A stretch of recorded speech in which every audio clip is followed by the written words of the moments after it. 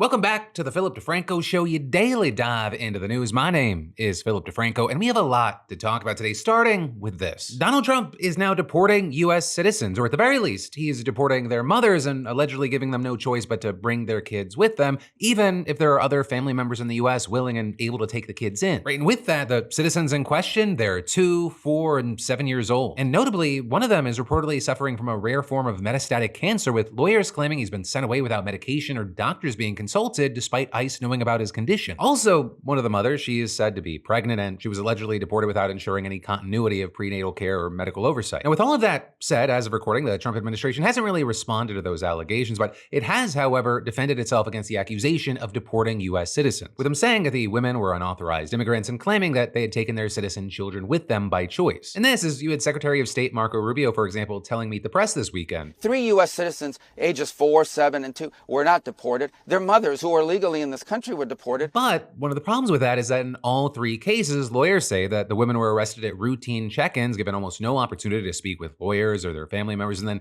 deported within 3 days or less. And so with that, you have people like this one lawyer with the National Immigration Project accusing the government of purposefully manipulating facts, and also saying what has become entirely clear is that ICE's portrayal of consent is undeniably false and flatly a lie. And continuing to say ICE did not provide the mothers with any alternative other than their U.S. citizen children coming with them. They were not provided a choice. They were not provided options. And then on top of that, you had the head of the National Immigration Project calling the idea that the children weren't deported willfully misleading, noting that ICE officials were, quote, well aware that there were legal custodians and family members who were ready and willing to care for them. With then another lawyer involved in the case suggesting that the mothers were under extreme duress and were essentially coerced into accepting this deportation with their children. Right, and so with all that, we've seen at least one judge so far appear receptive to the lawyer's arguments. A judge who notably is a conservative Trump appointee who's handling the case involving the 2-year-old referred to in court documents as VML. And in that case, you have the government claiming that the mother requested to take her child with her to Honduras, citing a handwritten note purportedly written by the mother in Spanish. But the judge appeared to be skeptical, scheduling a hearing for next month, quote, in the interest of dispelling the court's strong suspicion that the government just deported a U.S. citizen with no meaningful process. With him also emphasizing there, it is illegal and unconstitutional to deport, detain for deportation, or recommend deportation of a U.S. citizen. And so now we're gonna have to wait to see what comes from all that, as well as what happens with these other cases, and really with so many others. But I mean, connected to all this, ICE also reportedly deported a Cuban-born woman last week married to a U.S. citizen, separating her from a 1-year-old child. And as with others, she was allegedly held incommunicado and flown to Cuba within just a few days, with her lawyer claiming that the woman was still breastfeeding her daughter who suffers from seizures. And then, beyond that, even as data and U.S. intelligence continues to undermine Trump's justification for the whole thing,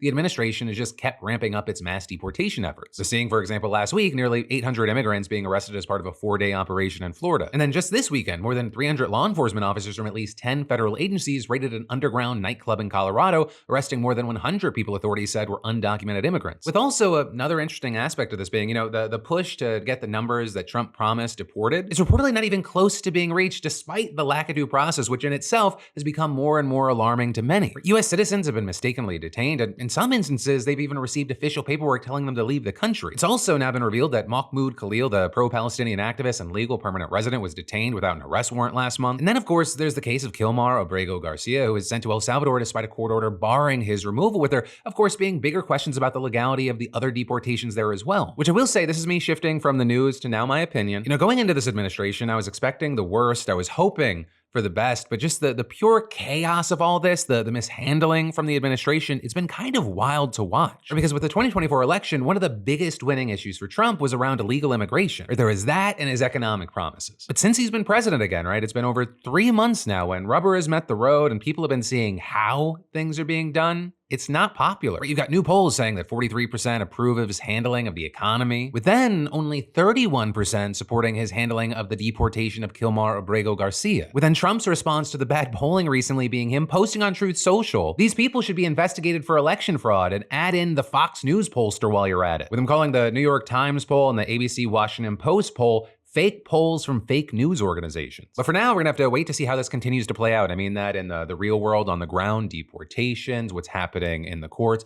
and with the polling. And of course, in the meantime, I'd love to know your thoughts. But then, next up today, shifting gears, we need to talk about this carbon dioxide news, because relatively few outlets have actually caught wind of this news. Starting with the news that the concentration of carbon dioxide in the atmosphere rose by 3.75 parts per million last year. Which I know, if you're not super familiar with this space, it doesn't sound like much, but it's actually the largest single-year increase increase on record. In fact, it's 25% bigger than the previous record of 2.96 parts per million, which was set in 2015. And so now the total concentration of CO2 is about 423 parts per million, way up from the 337 measured in 1979 and the 280 estimated for the start of the Industrial Revolution. Now, as far as why the rate of increase seems to be growing, obviously humans are emitting more CO2 into the atmosphere, but scientists believe that there may be another reason as well. Namely, that the Earth is soaking up less carbon than it did before, because forests, wetlands, and other natural biomes absorb much of the excess carbon that we produce. But as the warming climate breaks these ecosystems down, they slow down climate change less and less. And so you've got scientists worried that last year's events could point to a feedback loop where climate change destroys carbon sinks, releasing more carbon and speeding up climate change. But then also a big part of this is you likely didn't hear this news, which by the way, like and subscribe to the channel, because the Trump administration allegedly tried to smother it. So for context, every year around this time for about a decade, the National Oceanic and Atmospheric Administration has published the previous year's CO2 concentration data, with it prominently featuring a public report on its website and typically sending a press release to journalists. Because it's actually incredibly important and people need to know about it. But this year, instead of doing all that, NOAA, they just posted the data on Facebook and X. And even then, it provided no context, just announcing the numbers without mentioning that they're record-breaking or clarifying how big they are. And you're also not going to find the context in the replies on X either, because most of those appear to be snarky climate deniers writing stuff like, oh yeah, is that exponential growth? Now with that, according to Scientific American, NOAA staff did prepare a public web story for the data this year as usual, but a source who naturally requested anonymity for fear of reprisal told the outlet that officials nixed the report at the last minute. And that, notably coming after months of just unmitigated chaos at the agency. With, for example, the administration firing some 600 workers there in February, including meteorologists, hurricane hunters, storm modelers, and more. Then in March, judges ordered the agency to rehire many of them, but it just put them on paid administrative leave instead. And then in April, the Supreme Court lifted some of the rehiring orders, so the agency fired them again. Meanwhile, some of those workers told NBC they had missed some salary payments during that period, and they didn't have their health insurance plans restored or receive basic paperwork. With one worker even saying she underwent a $70,000 surgery only to find out after the fact that she didn't have active insurance coverage. As well as another worker saying he hadn't received any formal separation paperwork from NOAA and adding, there hasn't been any communication about what's happening. It's a mess. My paycheck had health premiums taken out, but they haven't said our benefits have been restored. It's not at all clear what's happening. And one scientist who was fired from the Pacific Tsunami Warning Center telling the outlet, I have described it as intentional chaos and weaponized incompetence. And this is last month you even had NOAA announcing it was ending its monthly climate briefings where scientists explained climate and weather data to the media, with an agency spokesperson telling Axios, due to the loss of a significant number of staff resulting from the recent release of probationary employees, the deferred resignation program, and employees retiring, NCEI will no longer be able to support the monthly NOAA communications media briefing on the US and global temperature and precipitation analyses and associated products. But this is you also had sources telling the outlet that the agency had trouble recruiting scientists to volunteer for the briefings because they feared angering the White House. And it looks like things are just going to continue down this road and get worse because a White House proposal would cut NOAA's budget by over 27%, impacting education grants, research, and climate-related programs, with it even seeking to eliminate the entire Office of Oceanic and Atmospheric Research, meaning that the lab responsible for the CO2 data that we just talked about, as well as the agency's other research labs, they would get shut down. And keep in mind, these facilities, they don't just measure climate change, strictly speaking. They also monitor the climate in a more ordinary sense, which is useful for farmers who depend on free, accurate weather and climate data. Not to mention anyone who doesn't want to die from storms and tornadoes, since the National Severe Storms Laboratory, which works to increase warning lead times, would also shut down. And keep in mind, there's even more being gutted and shut down. This is just some of it. And then we'll get to more news in just a moment. But first, let's talk about the frustrating gap between where you want to be financially and where you actually are. Because for so many people, debt is the thing standing between them and their next big life move. It's also what most of us avoid facing head on. But you can make today the day that you break free from financial limbo. Because today's sponsor, PDS Debt, specializes in helping you tackle those obligations and get your future back on track with a plan that actually works. See, PDS Debt isn't just about managing your debt. They help you take charge of your financial life so you can make those big purchases you've been dreaming of. And their customized programs are designed for anyone carrying $10,000 or more in eligible debt. And they go beyond the numbers, taking time to understand your unique situation and create a plan built specifically for you. No more one-size-fits-all advice, and you'll get a clear, actionable path to financial freedom tailored to your lifestyle. PDS Debt will help you save more, pay off your debt faster, and put money back where it belongs, in your savings account. And you can get started with your free debt analysis in just 30 seconds at pdsdebt.com/DeFranco, or scan the QR code to complete your free debt assessment to see what options are available to you. That's pdsdebt.com/DeFranco. But then, next up in the news today, we've got this 60 Minutes reporter calling out his own employer. Because if you missed it, last week, the show's executive producer, Bill Owens, who had worked at 60 Minutes for 26 years and CBS for 37, resigned. With the big key thing being that he told his colleagues in a note that it had become clear that I would not be allowed to run the show as I have always run it, to make independent decisions based on what was right for 60 Minutes, right for the audience. With that, then, widely taken to be a reference to Trump's ongoing lawsuit against 60 Minutes for $20 billion. Because Owens and others in the company, they wanted to stand up to the White House, but reports say that Paramount, which owns CBS, is discussing a settlement with Trump's lawyers. Which, for extra context there, Trump is accusing the show of deceptively editing an interview with Kamala Harris to make her look good, something that they've denied, and they even published the full transcript. Right now, it was already understood that this resignation was a big deal because in the show's 57-year lifespan, it's only ever had 3 executive producers, and Owens was one of them. But then, really casting a spotlight on the situation at the end of this Sunday's telecast, you had correspondent Scott Pelley firing this shot. Bill resigned Tuesday. It was hard on him and hard on us. But our parent company, Paramount, is trying to complete a merger. The Trump administration must approve it. With that, referring to a merger between Paramount and Skydance Media that's currently in the works, with Pelley then adding, Paramount began to supervise our content in new ways. None of our stories has been blocked, but Bill felt he lost the independence that honest journalism requires. Reportedly, Susan Zirinsky, the former president at CBS News, has been asked to review the show's stories before they air now. So clearly, some employees interpret that as pressure not to go too hard on Trump. Not only because of the merger and the lawsuit, but also because Trump's FCC is investigating CBS News for the same deceptive editing allegation, with Trump calling on the agency to impose maximum fines and punishment for what he called their unlawful and illegal behavior a couple weeks back. Writing on Truth Social almost every week, 60 Minutes mentions the name Trump in a derogatory and defamatory way, but this weekend's broadcast tops them all. But anyway, with this most recent update, you had Pelley finishing. No one here is happy about it, but in resigning, Bill proved one thing. He was the right person to lead 60 Minutes all along.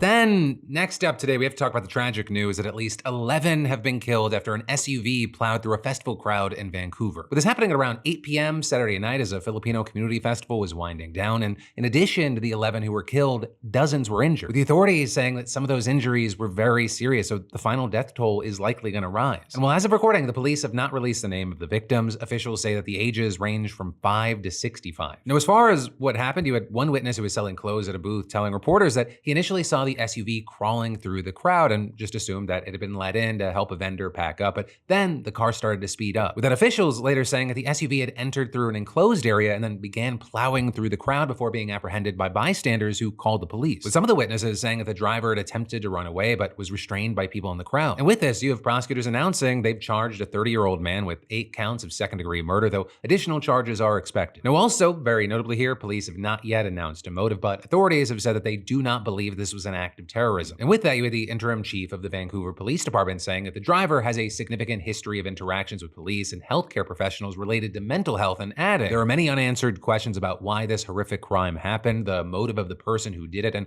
whether anything could have been done to prevent it. And while officials have said that there is no active threat to Canadians, the attack has still undeniably shaken the Filipino community and the country as a whole, especially as it happened just days before Canada's federal elections, which are being held today. And with that, you had Prime Minister Mark Carney, who's campaigning for his Liberal Party, responding by canceling a planned rally and expressing his condolences, saying, families lost a sister, a brother, a mother, a father, a son, or a daughter. Those families are living every family's nightmare. I know that I join all Canadians in mourning with you. And that sentiment also echoed by Pierre Poilievre, the Conservative candidate, who said, our hearts are with you today. All Canadians are united in solidarity with the Filipino community. All Canadians are united with you in mourning the loss of these treasured lives. Then from that, next up, Vladimir Putin just announced that there will be a ceasefire in Ukraine next month, but it will only be temporary. And so the ceasefire would only last 3 days, spanning May 8th through May 10th to coincide with the 80th anniversary of the Soviet Union's victory over Nazi Germany. And with that, you had Putin saying in a statement on the Kremlin website, based on humanitarian considerations, the Russian side declares a truce during the 80th anniversary of the Victory Day. For this period, all hostilities are stopped, and adding, Russia believes that the Ukrainian side should follow this example. In the event of violations of the truce by the Ukrainian side, the armed forces of the Russian Federation will give an adequate and effective response. With also Putin Putin's spokesman, claiming that the temporary ceasefire underlines our willingness to get on the path toward a peaceful resolution. But there, we've seen many push back, with Ukraine's foreign minister, for example, saying in a statement on X, if Russia truly wants peace, it must cease fire immediately. Why wait until May 8th? And adding that Ukraine is ready for a 30-day ceasefire, which is a plan that's been backed by the US but rejected by Putin. And notably, it wasn't just Ukraine who said that this temporary halt doesn't go far enough. Because when asked about Putin's announcement, you had White House Press Secretary Caroline Leavitt telling reporters this morning, the president has made it clear he wants to see a permanent ceasefire first to stop the killing, stop the bloodshed, and adding that Trump is increasingly frustrated with leaders of both countries and continuing. While he remains optimistic he can strike a deal, he's also being realistic as well, and both leaders have to come to the table to negotiate their way out of this. Right, and that statement is very notable because it comes just days after Trump made a post on Truth Social telling Putin to stop bombarding Ukraine and urging him to agree to a peace deal. And this is just yesterday, Secretary of State Marco Rubio said that the administration will decide this week if it's going to continue peace talks or shift its energy to other issues. So right now, it remains unclear if a long-term solution is going to be reached anytime soon, or even if this 3-day one will be honored. Because, I mean, Putin abruptly announced a ceasefire on Easter Sunday, and Ukraine agreed to do the same, but then both sides accused each other of breaking the one-day truce. And according to Russian analysts and people close to the Kremlin, Putin seems to be convinced that he would lose negotiating power if he agrees to a ceasefire without securing certain concessions first. So far, we've seen Ukraine rejecting a deal put forward by the Trump administration that would be massively favorable to Russia, or with it including things like preventing Ukraine from joining NATO and having the US officially recognize Russia's claim to Crimea. Now, with that said, Trump's envoy to Russia met with Putin this past Friday, with the Kremlin describing the conversation as constructive. And while they provided very few details, they did say that the discussion touched upon the possibility of direct talks between Russia and Ukraine. Right, and that is, you also had Trump briefly meeting with Ukrainian President Zelensky on the sidelines of Pope Francis's funeral this weekend, which is their first in-person meeting since that whole Oval Office blowout back in February. And again, we didn't get too many details, but both Trump and Zelensky painted the interaction in a positive light, with Zelensky telling reporters that the meeting was really productive, and you had Trump saying he believed that a ceasefire agreement could be on the horizon. But you also had Trump claiming that Zelensky might be willing to give up Crimea, which would be a massive shift for Ukraine's negotiating position that seems fairly unlikely, at least right now. And then I've got more news for you in just a minute, but first,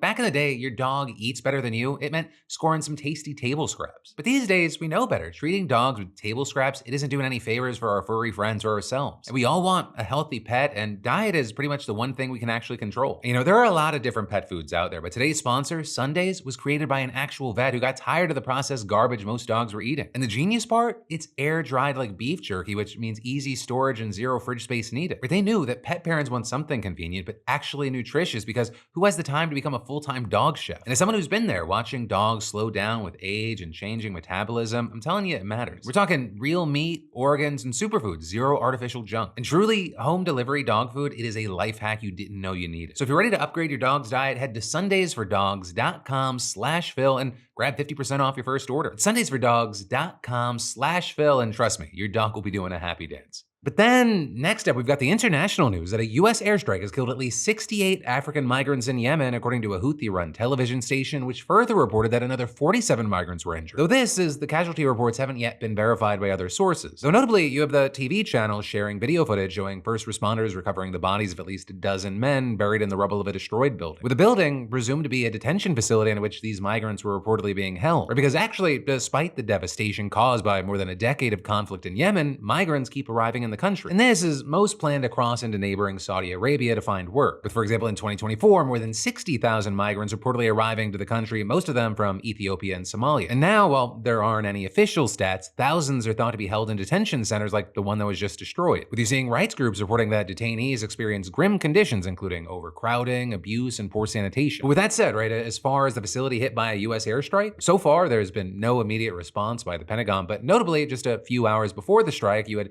U.S. Central Command revealing that American forces had hit more than 800 targets in the country since Trump ordered the military to step up its air campaign against the Houthis last month. With that announcement also claiming that those strikes had killed hundreds of Houthi fighters and numerous Houthi leaders, including senior officials overseeing missile and drone programs, although it didn't give any names. And this is, it made no mention of civilian casualties, whereas you had Houthi officials saying that more than 100 civilians have been killed, not including the migrants killed today. And again, right, this is only going back to last month, though of course there's been a lot that's led us to this point. Because if we go back to November of 2023, for example, which is when the Houthis started targeting merchant vessels in the region with missiles, drones, and small boat attacks. And all in all, they reportedly sunk 2 vessels, seized a 3rd, and killed 4 crew members. And so with all that, on March 15th, Trump ordered the military to begin a virtually nonstop air campaign against the Houthis dubbed Operation Rough Rider, which of course is the operation that was discussed in at least 2 signal chats. One of which mistakenly included the editor of The Atlantic, Jeffrey Goldberg, and the other, which reportedly included Pete Hegseth's wife, brother, and personal lawyer. But in any case, just 3 weeks into the campaign, congressional officials reportedly claimed that the operation had run up $1 billion tab while having a limited impact. And this is the New York Times reporting that the strikes were burning through existing munitions stockpiles. And that leading military officials to worry that the Pentagon would need to dip into stockpiles in Asia and leave the country less prepared for a potential conflict with China. And so obviously, there are moral concerns about the potential loss of innocent lives here, but there's also the real question about whether this operation is effective.